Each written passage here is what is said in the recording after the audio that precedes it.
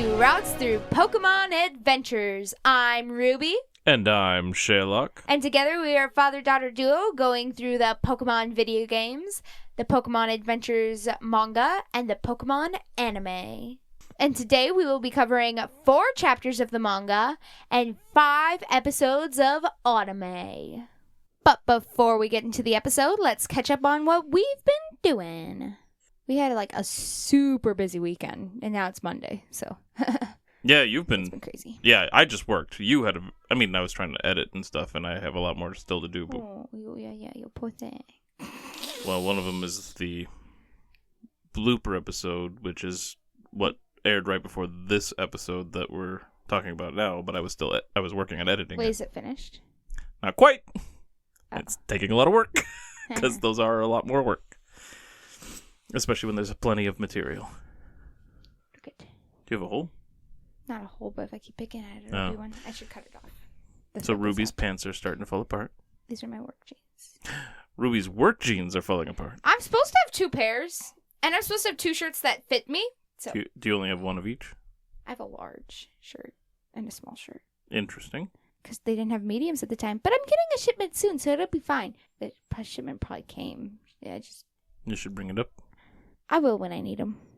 It's best to bring it up before you actually need them. It's fine right now. Yeah, but it won't be. That's the problem. Well, she's there today. I'll ask. Sounds good. No, she won't be there today. She doesn't work Mondays. Next time you see her, you should probably ask. Probably tomorrow. Sounds good. Almost definitely Wednesday. So what did you do all weekend that you were so busy? On Friday, I had a quiz event. Yeah. And so that was great fun. And I did, pretty well. I didn't think I was doing super well, but I did pretty well overall for individual scores. Our team did decent. And then I missed, the bracket important day, because that was just round robin. So you're facing random teams all day. Yeah. But then we did bracket day was on Saturday.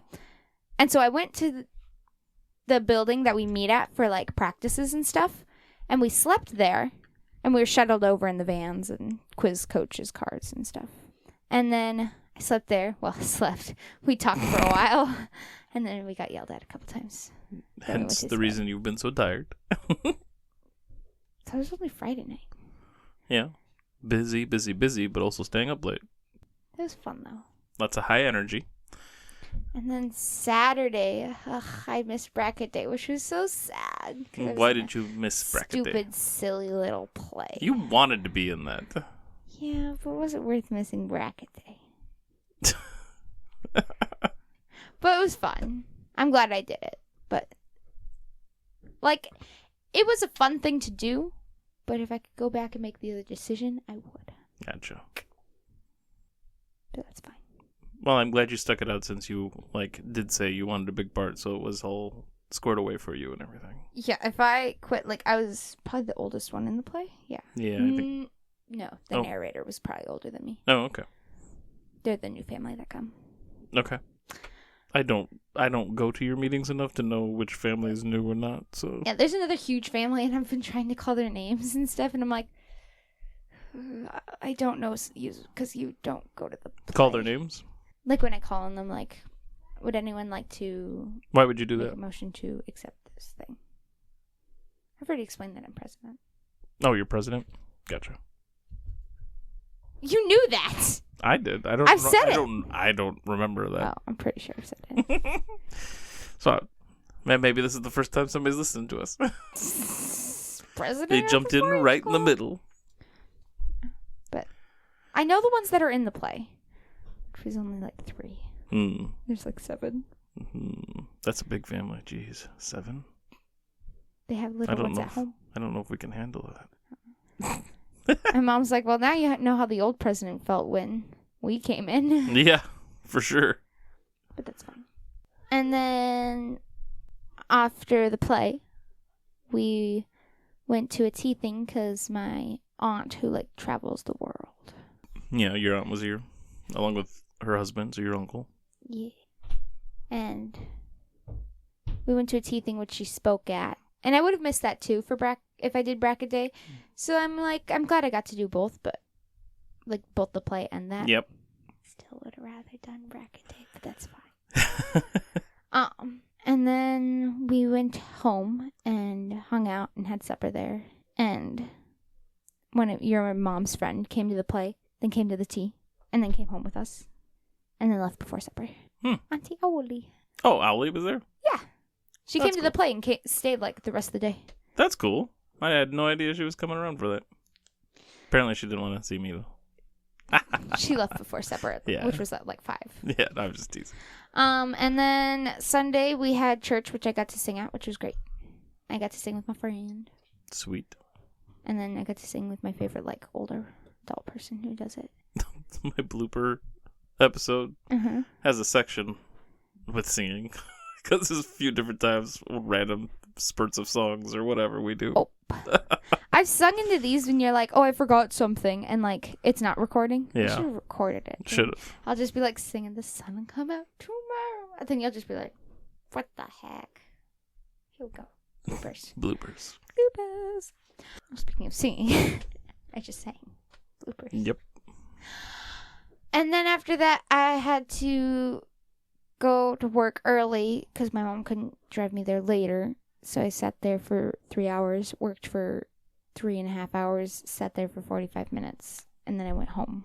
Yeah, because you had to wait for me to get there. And a car tried to get me to crash into him beforehand. Yeah. Like, I had to slam on the brakes, and I barely missed. Oh. Yeah, the car just ignored its stop sign pretty much, and because they wanted to try to get out in front of me and get going, I guess, but like it did not work out that well. And then our aunt was still there, so I played a card game with her. Then we talked. Then she went home. Played hand and foot, well, I'm guessing. she went to the hotel, and then left at like 4:30 a.m. this morning. Sure, but she said her goodbyes last night. Mm-hmm. Was it hand and foot canasta? Is that what you guys were playing? Yeah. A favorite game around here.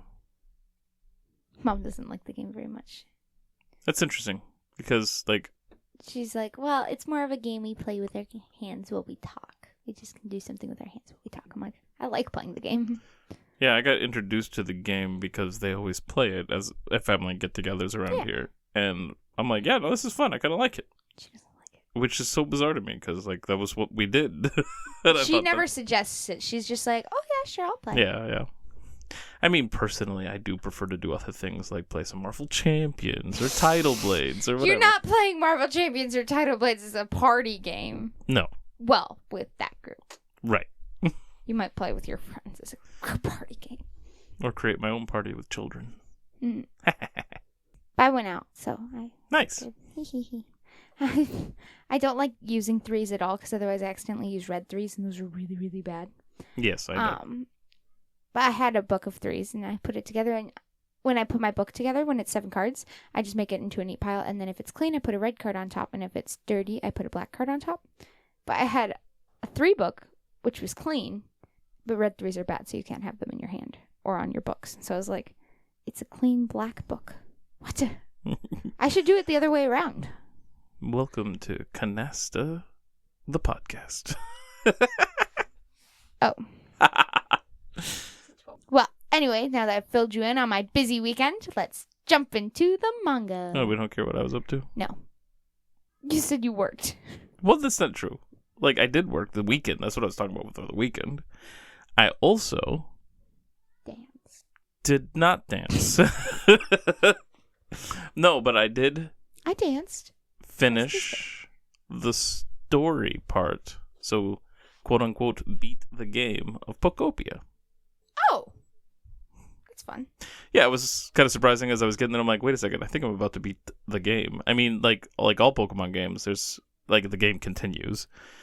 And I know there's certain things I still haven't even unlocked, like some transformation stuff that I can do.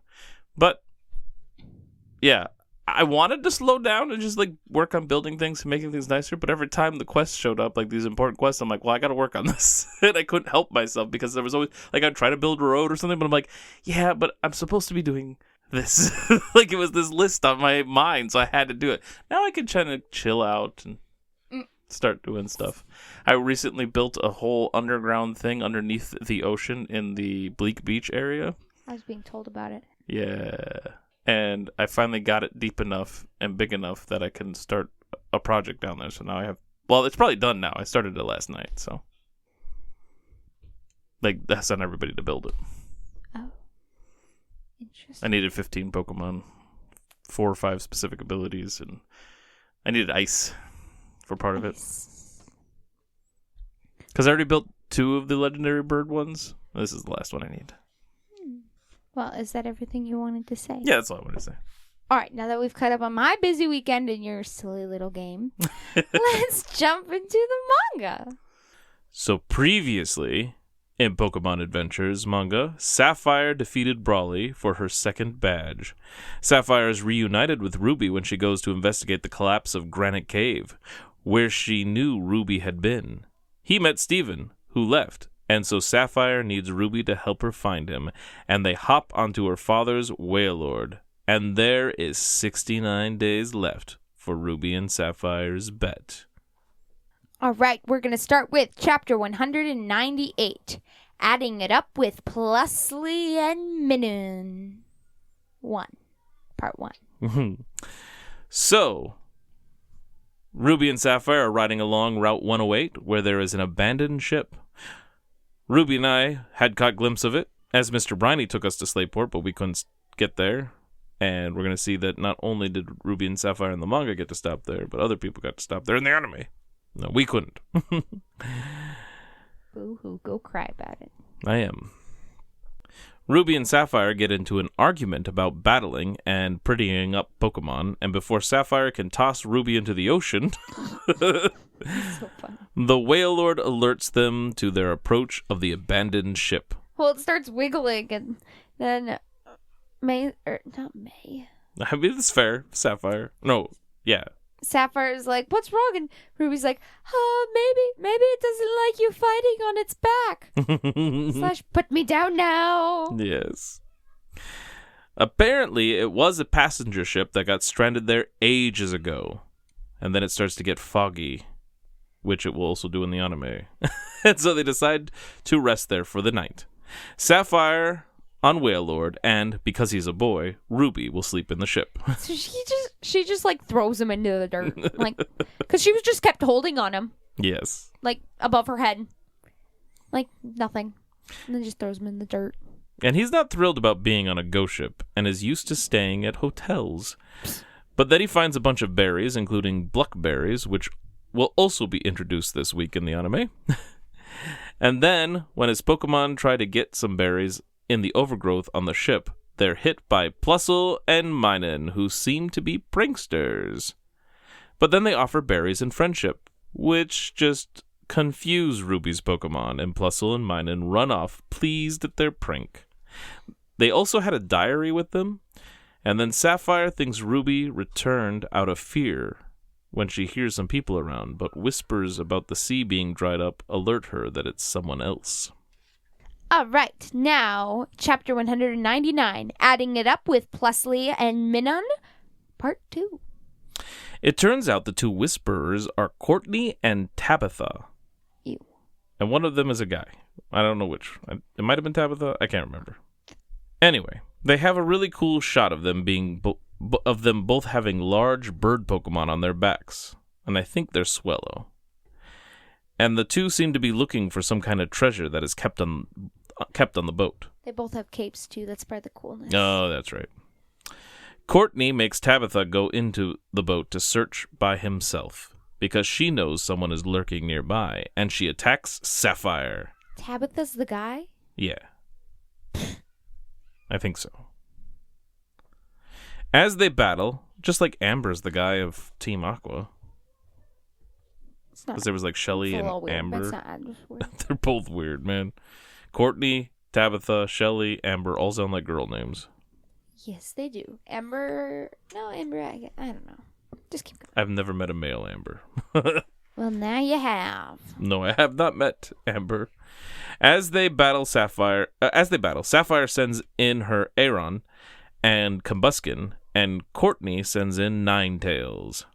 Sapphire still hasn't been able to get a good look at the Team Magma people, and then Courtney's glove sprays Sapphire in the face with spicy juice from a tomato berry, so basically pepper spray.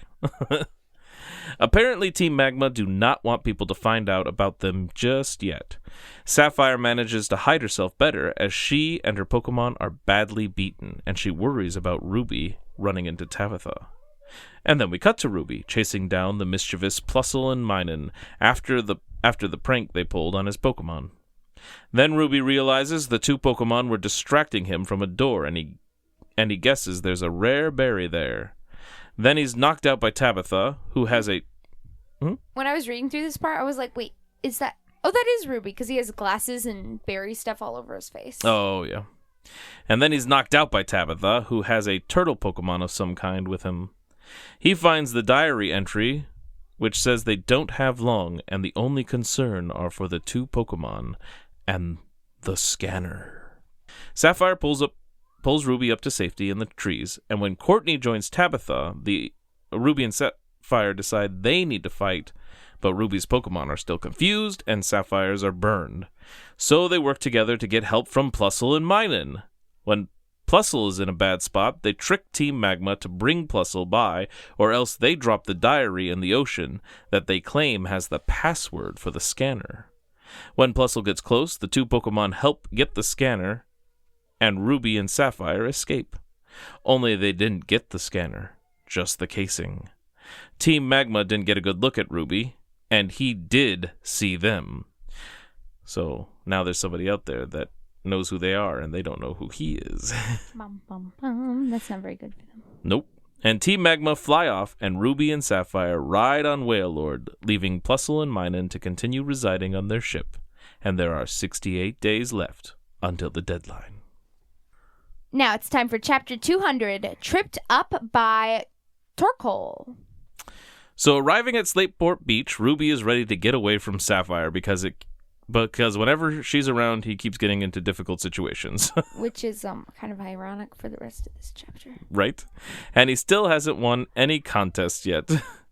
Then we cut to Team Magma, and Tabitha and Courtney wonder what is next, now that they have the scanner. Courtney wants to burn down Slateport, but the boss has them wait for Blaze to return. And Blaze informs them that the Submarine Explorer 1 is 95% complete at the shipyard in Slateport.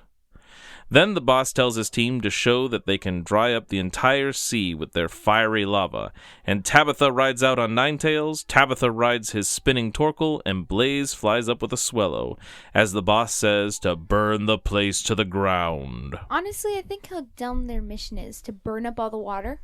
Oh yeah, let's all just die of thirst. Yes. And then if Team Aqua's goal is to get rid of all the land, they'll suffocate. Yep. And then we get a shot of a Camerupt blazing fire, and I'm wondering if that's like the boss's Pokemon or something then. I don't know. Because it's another fiery thing. Land fire stuff.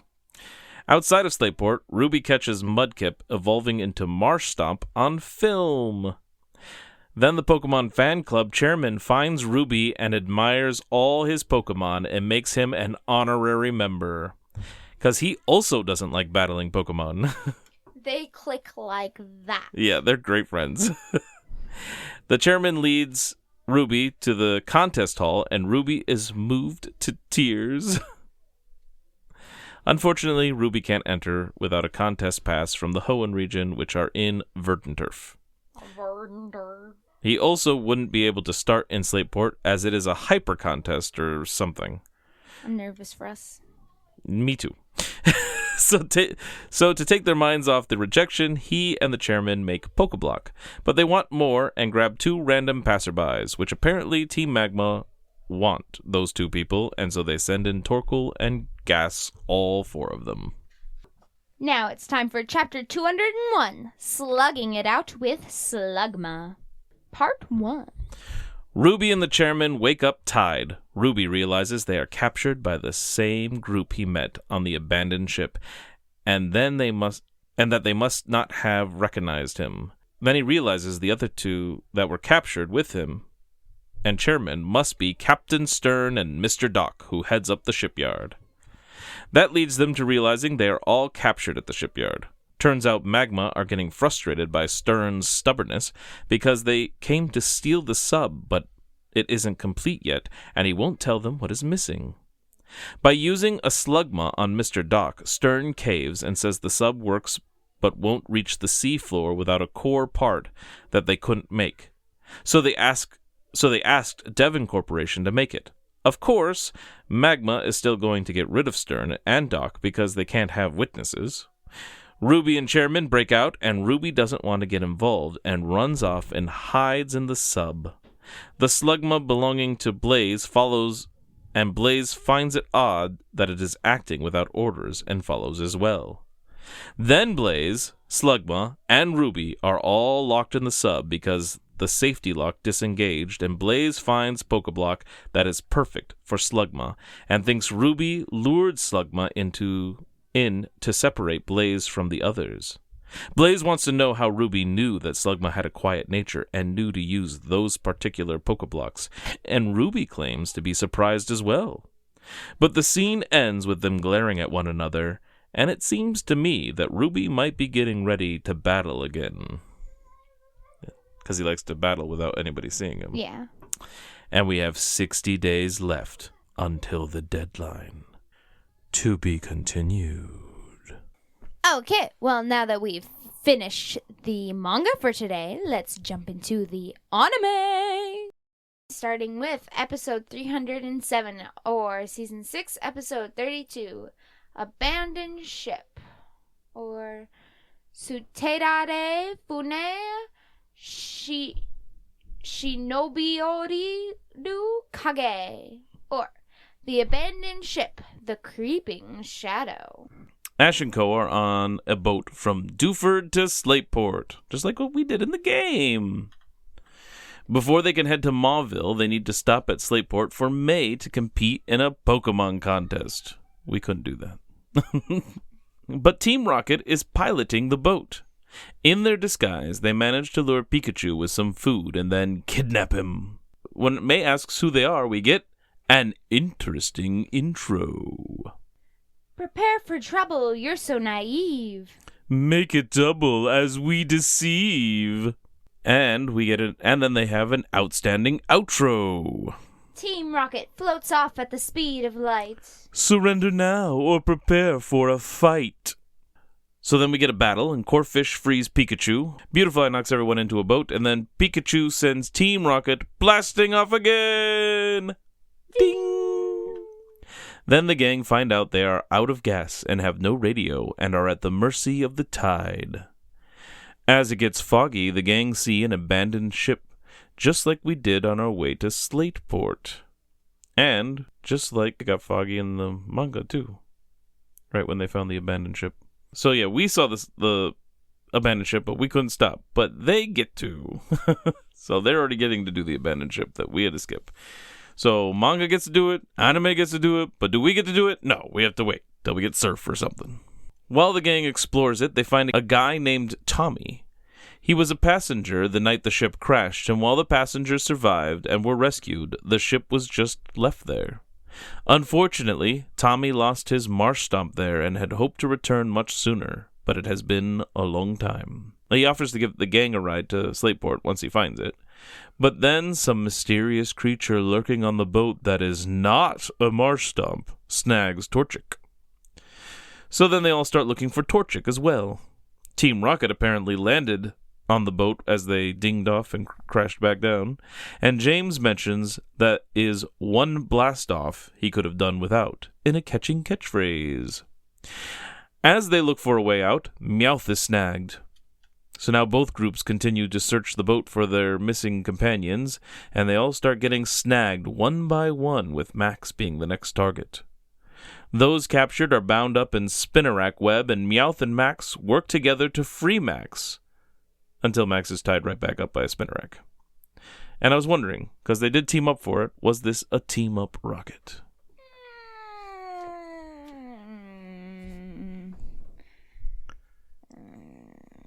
No. Okay. This one will not count for team-up Rocket. It wasn't really a team-up. Meowth was just trying to get something from someone. They were working together to get free?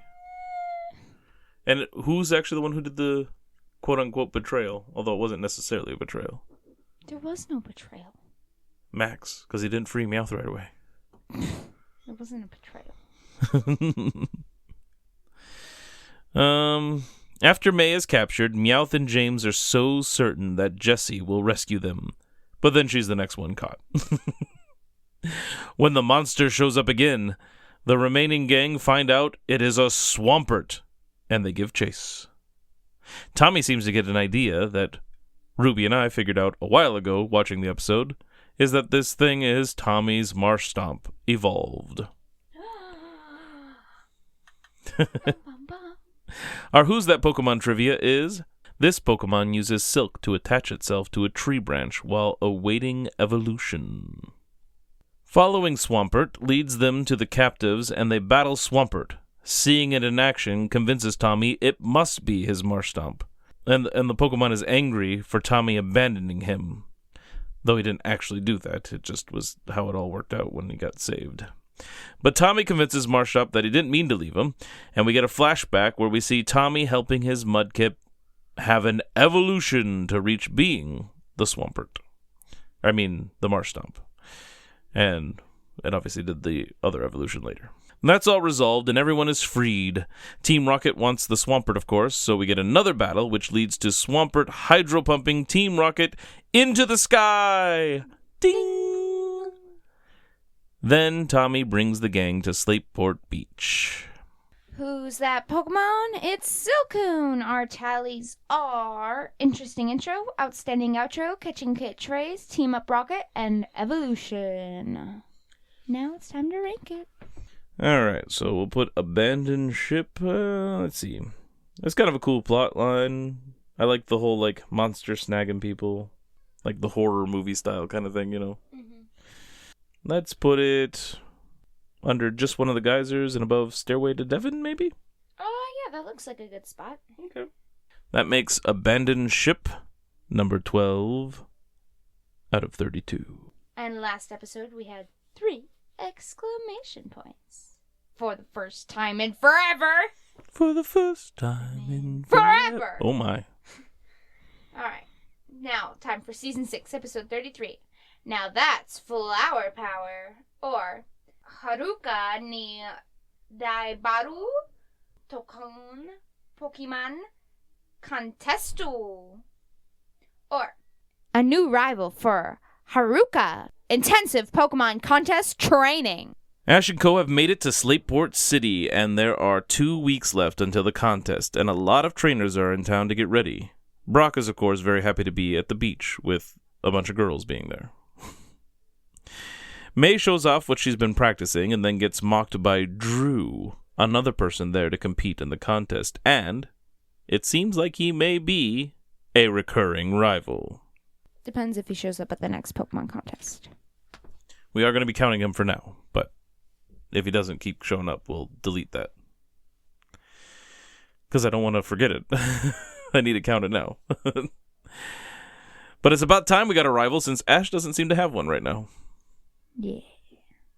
Team Rocket is spying on the group, and Jessie is also planning on entering the contest with Dustox. After May struggles in her practice with Ash's Tailo, the gang meet Mr. Big, who gives some advice about keeping a level head and not rushing. Then Torchic wanders off into Mr. Big's fireworks warehouse. When Mr. Big decides to show the gang something at his warehouse, Team Rocket follow. And when the gang arrive, they find Torchic ate a bunch of berries that Mr. Big needed for his fireworks. Because he needs to sample some fireworks for some person that evening. The gang decide to help find and collect more of the berries. When Jessie learns that the berries are good for hair, she wants some. And Meowth has a boss fantasy about getting them for Giovanni, forgetting about the fact that they would stain his teeth. Torchic finds a tree up a cliff with some berries, and after struggling to get some, the branch that breaks off is caught by Drew, and he won't give them back unless May battles him. Team Rocket intend to steal them during the battle. Our Who's That Pokemon trivia is, this Pokemon can circle the globe in just 16 hours. May sends in Beautifly against Drew's Roselia. May remembers Mr. Big's advice and actually pulls out a win in the battle. Then the branch of berries is reeled in by Team Rocket, who send the gang reeling with an interesting intro. Prepare for trouble as we reel them in. Make it double. We win. Pikachu can't zap them because of some electric absorber, but then Drew's Roselia solar beams the device, and with another solar beam and a thunderbolt, Team Rocket is blasting off again! Ding! With the berries in hand, Mr. Big is able to accomplish his presentation, and everyone enjoys the fireworks. Who's that Pokemon? It's Dragonite, and our tallies are recurring rival, boss fantasy, and an interesting intro. And there were 3 exclamation points. Now it's time to rank it. Maybe right below Ready, Willing, and Sableye, and right above In the Nicker of Time. Yeah, I think that's a good place. At first I was like, oh, but Nicker of Time is funny, but this one did introduce this new rival situation, so. That makes Now That's Flower Power number 18 out of 33. Now it's time for Season 6, Episode 34. Having a Wailord of a time, or Hajime Mete no Pokemon de Dai Paniku, or the Big Starter Pokemon Panic. The contest is almost here, and May can't wait to face Drew during it. But still, May has some more training to do. Trying to help Max understand the love of Torchic and how May won't forget about it because it was her first partner, even though she's focused on Beautifly, we get a flashback to when Flint gave Onyx to Brock. Max wonders what his first Pokemon will be. When Joy passes by and sees that the gang have the 3 starter Pokemon, she mentions she needs to give a proper checkup to the 3 starters that a trainer is coming by to choose between. Brock volunteers to help, so they all do. While May is training with Beautifly, they find a beached Wailord. Going back to the gang, they're with Joy, and they talk about how there isn't a lab in that town, so new trainers have to go there to choose a Pokemon. Like to the Pokemon Center. Max gets to call out the 3 starters because Joy needs them to come out of their Pokeballs, and the other Trico that shows up is a female who ends up chewing on a flower like Ashes does with his twig. I thought that was fun. Mm-hmm. She's cute. Little Trico. May calls in, and so Joy needs to help with the Wailord problem. She leaves the others behind to watch after the starters, and they are not to leave the building. Brock follows after Joy, leaving the responsibility on Max and Ash. And who is spying on all of that? Team Rocket. But they want the Wailord, as no Pokemon is any bigger. The starter, Torchic, runs off, and so Ash has all the rest come to help stop the Torchic from getting outside. But then it keeps tricking everyone with fake fear and tears to get free, and it gets outside. In the efforts to get the Torchic, all the Pokemon, including the other starters, go outside. Corphish didn't like getting scratched up when it tried to stop Torchic, so it battles Torchic and loses. But Corphish isn't done and goes after it again. Our Who's That Pokemon trivia comes up, and it's, this Pokemon lives in ponds and lakes where it floats on the surface. Torchic beats Corphish again, and this time it has an evolution and becomes Combuskin. Oops. Ash and Max know someone is coming to pick their Pokemon, and so they come up with a plan to swap out Combuskin with May's Torchic and keep May from coming in, spoiling the whole thing. And they plan to convince the new trainer that Torchic is not a good option while they have Combuskin locked up in a closet. Because they realize that May's not going to buy the Combuskin. Yeah, what could go wrong? Max tries to distract May from coming in, but May starts to figure out something is wrong and barges in while the little girl is supposed to be picking out her Pokemon, and she reunites with Torchic. Then Combuskin bursts out of his closet, and so Ash and Max have to come clean. Then Wailord goes by the window thanks to Team Rocket's kidnapping, and when the gang pop out, they are hit with an interesting intro. Prepare for trouble because we're hauling a ton. Make it double with our Carryall Mark 1. Combuskin lights Team Rocket up, frees Wailord, and sends Team Rocket blasting off again. Ding! But then they come back down, and Pikachu zaps them, sending them back up again. Ding! That was so funny. The girl, Stephanie, was impressed and wants to be like Ash, and her dad finally recognizes the usefulness of Pokemon. The girl picks Mudkip, and Trico is super sad. And the dad decides he now wants to be a trainer and picks Trico. And Joy decides to keep Combuskin as a guard Pokemon since he did so well. And so all the starters are happy. And trivia, this is the last episode that aired before the 6th movie in Japan. But we're covering a couple more episodes, actually, before we get to the movie. Alright, who's that Pokemon? It's Lotad. Our tallies are an evolution and an interesting intro. Exclamations? Oh, right. There were only 2. They broke their streak. It's your turn to rank it. I think I want to put it underneath a Meta-type fight. That looks like a good spot. Alright, so that makes having a Wailord of a time number 25 out of 34. Our next episode is season 6, episode 35.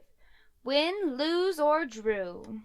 Or Haruka Pokemon Contestu Hatsu Chosen. Or Haruka, the first Pokemon Contest Challenge. May is in a hurry to make it to the contest because she is almost too late to enter, which means when Team Rocket arrives to register, they are too late. But they do it in style with an interesting intro and an outstanding outro.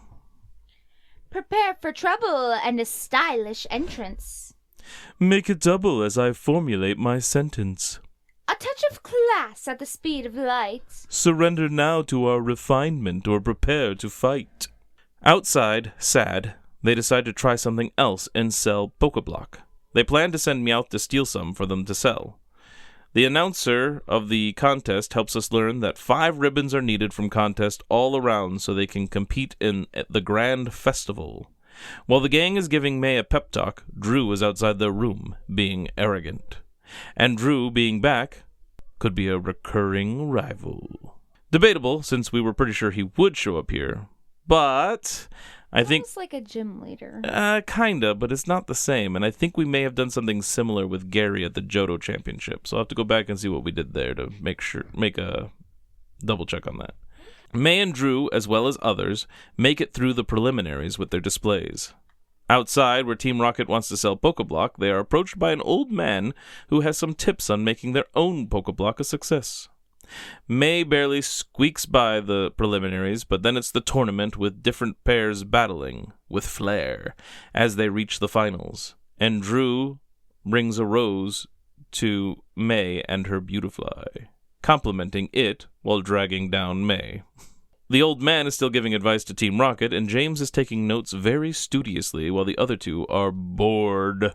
When the 8 contestants are put into pairs, it turns out May is going up against Drew. And then we get our Who's That Pokemon trivia. This Pokemon is instinctively drawn to the bright lights of cities.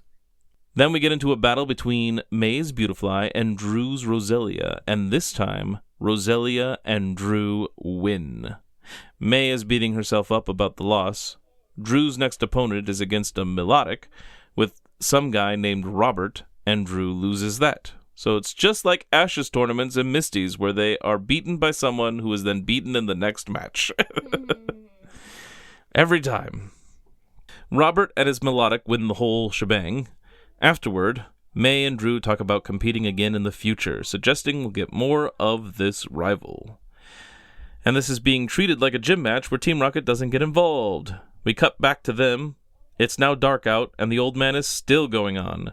Jessie and Meowth are sleeping, and James keeps trying to take notes and passes out. Who's that Pokemon? It's Dustox. Our tallies are interesting intro, outstanding outro, and recurring rival. Then there were 3 exclamation points. They're doing a pretty good run today. I mean, they had a 2 in there, but it's pretty good. Decent. All right, now it's time to rank it. Maybe right below the winner by a nose pass. I could also see it going above a whole lot of trouble. I think we should split the difference and put it under a whole lot of trouble and above winner by the nose pass. Okay. Because I liked it better than that gym battle, I think. I thought it was a little bit more interesting to me. All right. But a whole lot of trouble was very amusing to me. So that makes Win, Lose, or Drew number 16 out of 35. Now it's time for Season 6, Episode 36, The Spiel of Approval, or Umi no Hakubutsu Butsu-kan o Mamore Maguma Dan no Shugeki. Or Protect the Ocean Museum. Attack of Team Magma. Ash and Co. are still in Slateport, and May wants to check out the market. Brock needs some stuff too, so they go together. Max wants to check out the Marine Museum, and Ash likes that idea, and they go that way. But the museum, that's supposed to be open every day, is closed. Max tries to find a way in, and another kid finds Max doing that and decides Max must be a thief. And when Ash shows up, he figures they're in league, and so the kid sends in a Spheal to deal with them. But the Spheal needs more training as he hits his trainer with like a water gun thing and bounces off walls. Pikachu makes short work of Spheal because electric is better than water, which the kid didn't even seem to know when Max explained it. Later on, he also mentions wanting a Magikarp, or not a Magikarp, he wants a Goldeen so he can get a Gyarados. He has some things to learn yet. Yeah. Captain Stern arrives, and we learn the kid's name is Marius. Then, with all that stuff cleared up about what Max was really up to, Stern decides to give them all a tour. Team Rocket is spying and decide to steal from the museum. Stern shows them all a model of the submarine he's building at his shipyard. Then Stern shows a burned rock he found and is trying to study. The rock, despite being burnt, was found at the bottom of the sea. Team Rocket disguise themselves as snow cone sellers, and Stern sends the kids out to get some while he analyzes the rock. The gang get frozen with brain freeze, and I mean like they can't move because their brain freeze is so bad. So Team Rocket can steal Pikachu, and they deliver an interesting intro and an outstanding outro. Prepare for trouble as you freeze. Make it double, but come again, please. Team Rocket fools you once more at the speed of light. Surrender now or prepare to fight, fight, fight. Then we get our Who's That Pokemon trivia. This Pokemon lives in the forest and enjoys startling people. Inside the museum, Team Magma shows up with some teeming rocket and steal the case with the burnt rock. Team Rocket are then going to rob the museum but get distracted by Magma rushing out with the case, and they assume that's the treasure. So Team Rocket go after Team Magma and the case. With Team Rocket gone, the gang break free from the cage they were put inside. Team Rocket and Team Magma battle, and soon Team Rocket is blasting off again! Ding! Then Ash, Max, Darius, and Stern show up to deal with Magma. During the battle, Stern has Max and Marius rush back toward town to get Officer Jenny. He runs into May and Brock, who are done shopping. Meanwhile, Ash is later sent off with the case, while Stern tries to hold off Magma. But it doesn't work out, and the rock flies out and breaks. Magma gets away with the bigger piece, and Stern still can analyze the smaller one. The officers show up just a bit too late as Magma fly off in their fancy helicopter. Who's that Pokemon? It's Nuzleaf. Our tallies are interesting intro, outstanding outro, and teeming rocket. And they ended it strong with 3 exclamation points. Now you're ranked. Yeah. I like some of the plot that happens in there. Like, it seems like we're building up to something, so that's cool, but otherwise it's kind of weird. If the rock turns out to be something, unlike the GS ball did, that'll be nice. So let's go ahead and put it under a 3-team scheme. Okay. And so then that puts the seal of approval at number 25 out of 36. So now it's time to catch a Pokemon. Alright. 3, 2, 1. Beautifly. Roselia. I almost went with Beautifly, but I went with the opponent instead, Roselia. And then for our tallies, we have this week added 1 to Boss Fantasy for 5, another Catching Catchphrase putting us at 10, 2 Evolutions putting us at 8, 5 Interesting Intros putting us at 36, 3 Outstanding Outros putting us at 13, our first 2 instances of Recurring Rival, and 1 Teeming Rocket putting us at 8. And now with all the episodes and manga taken care of, it's time for Pokemon cards. Woohoo! Today we will both be opening Scarlet and Violet Twilight Masquerade. Because I got some more from Christmas. That was a Christmas gift, I think. And what do you have on your pack? Ursaluna. And I got the... But it's a very pretty picture. Poltergeist or its evolution or something. I don't remember what order they go in, but... Or is it? No, it's not Poltergeist. Is it? It's the tea one that looks like...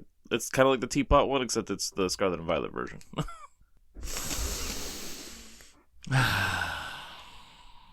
Alright. So my first one is Swirlix, Psychic type. It has the festival lead ability that I know we've read before. It eats its own weight in sugar every day. If it doesn't get enough sugar, it becomes incredibly grumpy. Me too, man. I was about to say me too. Litwick, Fire type. While shining a light and pretending to be a guide, it leeches off the life force of any who follow it. You would. Poochyena, Dark type. Poochyena pursue their prey in packs. Once the prey is exhausted, the pack finishes it off. But sometimes the prey retaliates, and the pack flees. Ooh. Flabebe, Psychic type. This Flabebe rides a red flower. Immediately after birth, this Pokemon begins flying around in search of a flower it likes. Clefable, Psychic type. It has an acute sense of hearing. It can easily hear a pin being dropped nearly 1,100 yards away. Anyone can do that. Right. Baby, you're not that special. Wait, Clefairy. Clefable. Clefable. That's what I said. Duh. Mm-hmm. Supporter trainer card, Cook. Heal 70 damage from your active Pokemon. I got Palafin. Evolves from Finzian, Water type. Has the 0 to Hero ability. I'm pretty sure we've read that before. Its physical capabilities are no different than a Finzian's, but when its allies are in danger, it transforms and powers itself up. My first reverse holo is Morpeko, Lightning type, ability, Snack Seek. Once during your turn, you may look at the top card of your deck. You may discard that card. It has a small stomach. If it isn't constantly eating the seeds it keeps in its pockets, it will get hungry immediately. It has pockets? My second reverse holo is Lairon, evolves from Aaron. Lairon live in mountains brimming with spring water and iron ore, so these Pokemon often came into contact with humans in the past. And my rare is Enamorous, Psychic type. I'm enamored. When it flies to this land from across the sea, the bitter winter comes to an end. According to legend, this Pokemon's love gives rise to the budding of fresh life across Hisui. And my basic energy card is Lightning. Okay. My first Pokemon is Aaron, Steel type. It eats iron ore and sometimes railroad tracks to build up the steel armor that protects its body. Spinarak, Grass. Some fishers weave its sturdy thread into nets to catch fish Pokemon. Sandshrew, Fighting. No matter how high a place it falls from, this Pokemon can save itself by rolling into a ball and bouncing. Darumaka, Fire. It derives its power from fire burning inside its body. If the fire dwindles, this Pokemon will immediately fall asleep. Forever.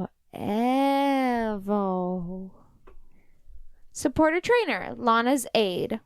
Put up to 3 in any combination of Pokemon that don't have a rule box and basic energy cards from your discard pile into your hand. Pokemon EX, Pokemon V, etc. have rule boxes.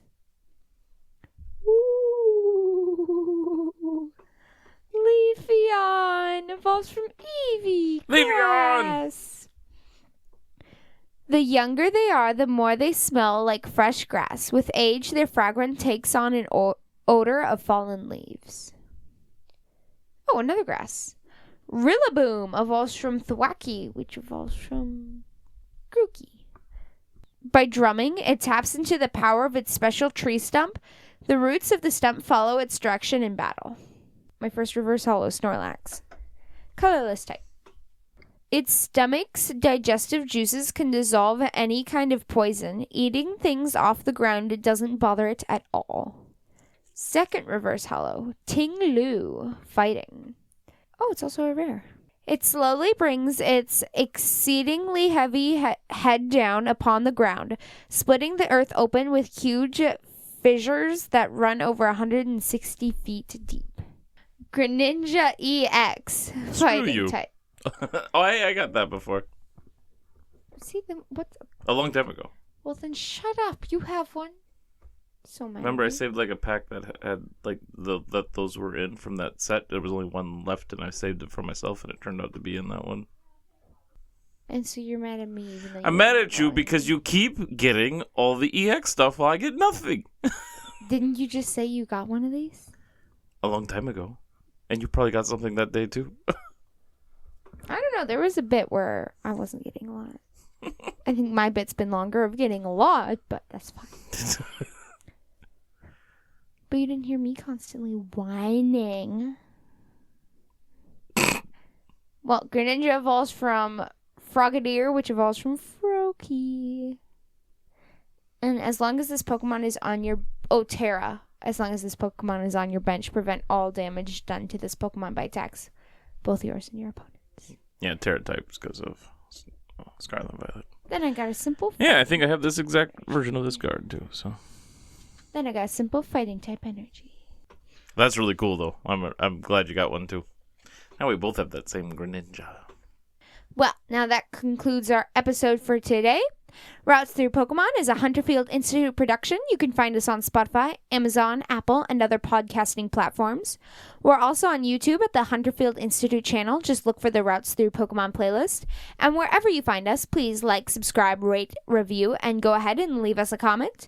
If you want to get in touch with us, you can email us at hunterfieldmanor@gmail.com.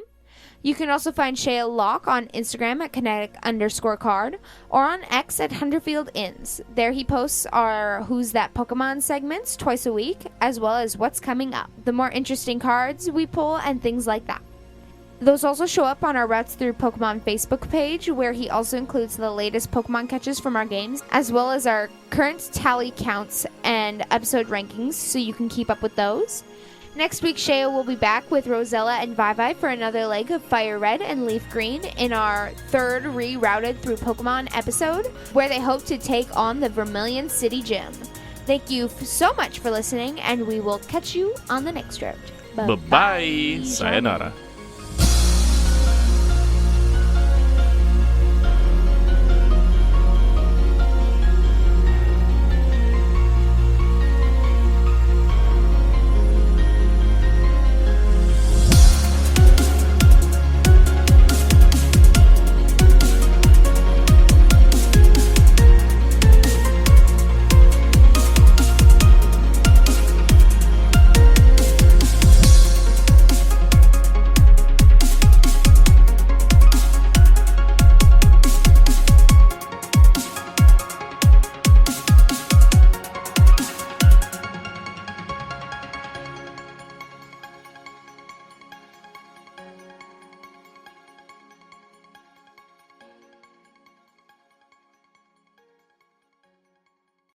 Part 70.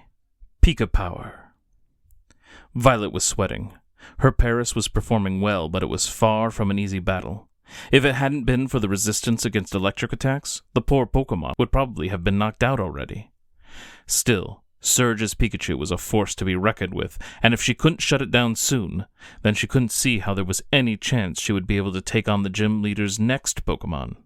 Because, while she still had another Pokemon left as well, it was a flying type, and would be in a lot of trouble against any electric attacks. Brace yourself! Violet shouted as Pikachu rushed in for another quick attack.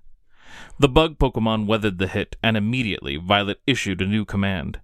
Scratch! The Pikachu clearly felt the attack, but he wasn't out of the fight yet. Each of the creatures got in a few more blows, but Violet's Paris wasn't as well trained as that Pikachu, and soon it too went down. No! She cried. It was the last thing she wanted to see. Closing her eyes, Violet took a deep breath. She was down to her last Pokemon, and she didn't see any way for her to reach victory. Still, she wasn't just going to give up. Not bad, girlie. Now let's see what else you've got. Violet's jaw tightened at being called girlie again. Not only had she been hoping to beat the gym before Hanako, now she really wanted to defeat Lieutenant Surge. Spur, your turn. Violet released the Spearow from its ball, and it soared above the Pikachu. Lieutenant Surge stared at it, astonished. What the? A flying type? You want to lose this match? The girl ignored the gym leader and started issuing commands to Spur. One strategy she hadn't counted on was the element of surprise, and it slowed Surge down enough for her Spearow to swoop down and get a hit on the Pikachu. When the lieutenant recovered from his surprise, he had Pikachu throw lightning at Spearow. It definitely felt it. Still, Spur continued to stay aloft, and with another swoop, Pikachu was finally too beat up to continue on. Finally, Violet whispered to herself.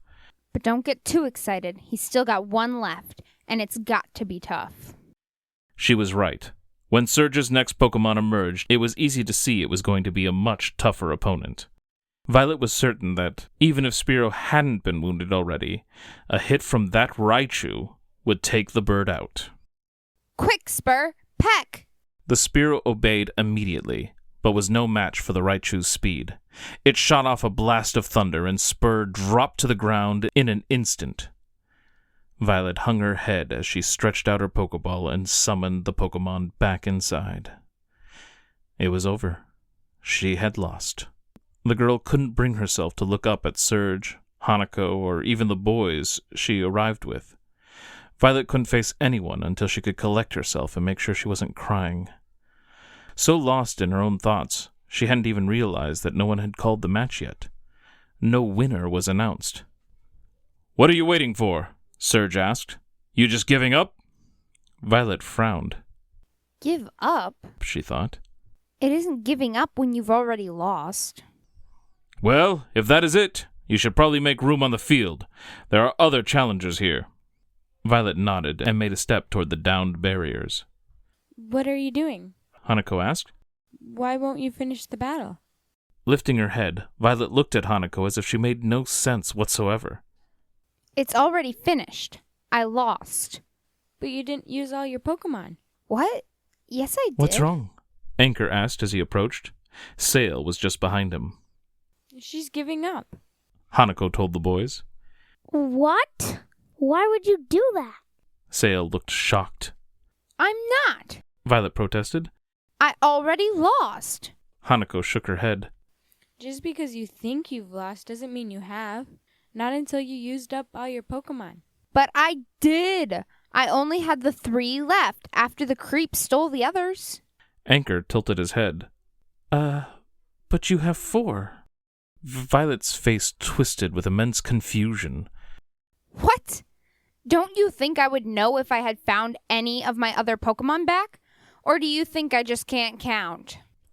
Anchor and Hanako looked at one another, seeming to try and confirm they all were on the same page, and it wasn't them who were crazy or couldn't count. Violet didn't like the way that made her feel. Sail was pointing at her and moving his finger as if counting the Pokeballs she had on her. She could tell he was reaching the same number as his brother and the pink-haired girl. Look, I don't know what you guys are up to, but there are only 3 Pokemon. See, here's 1. She held up the Pokeball housing Paris. Then there's Spur. And she held up the Spearow. Here's the Jug Trio that should have been my key to winning. And then, as should be clear now, she added as she reached to her now empty belt, there are no more. Violet trailed off. The belt wasn't empty. There was a 4th Pokeball. What? But... She plucked it off and slowly brought it up to her face so she could see what it was. There had only been... Then she saw it. The Clefairy that the strange thief had tried to attack her with. She had completely forgotten about how it had been flung at her, and for some reason, the Pokemon never emerged to attack. Oh, yeah. This isn't my... She stopped abruptly. It might not be her Pokemon, but admitting that could likely get her into trouble again, just like with the Meowth. And that one was her Pokemon. I forgot about this one. Clearly, Anchor said. Right. Well, it's because, I don't think it's quite ready for battle. Hanako shrugged. Might as well give it a shot. Violet nodded. Yeah, maybe I should. Positioning herself back at the opposite end of the field from Surge, Violet readied the Pokeball. Finally made up your mind, huh? She wasn't really sure how well using the Clefairy was going to work. She didn't know how weak or strong it was, or even what it knew how to do. And she really wasn't sure if the Pokemon would even listen to her anyway. But maybe, just maybe, luck decided to finally do something nice for her. Clefairy, I choose you. To be continued.